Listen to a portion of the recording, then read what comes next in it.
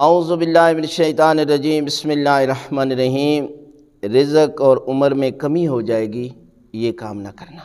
یعنی اس کام کی وجہ سے رزق میں بھی کمی ہو جائے گی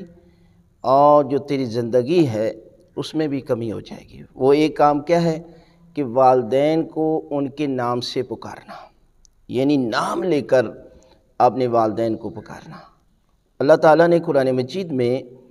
10 سے 11 آیات میں پروردگار نے اپنی عبادت کے بعد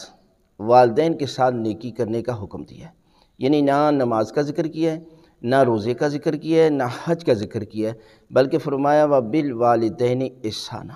والدین کے ساتھ جو ہے وہ احسان کرو۔ لہذا والدین کو ان کے نام سے پکارنا، یہ رزق میں بھی کمی ہو جاتی ہے اور آپ کی عمر میں بھی کمی ہو جاتی ہے۔ لہذا اپنے والدین کو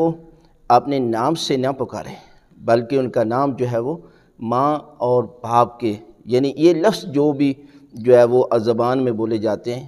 انہی لفظوں سے ان کو پکاریں تو پروردگار جو ہے وہ آپ کے رزق میں بھی اضافہ کر دے گا اور آپ کی زندگی کو بھی طولانی بنا دے گا۔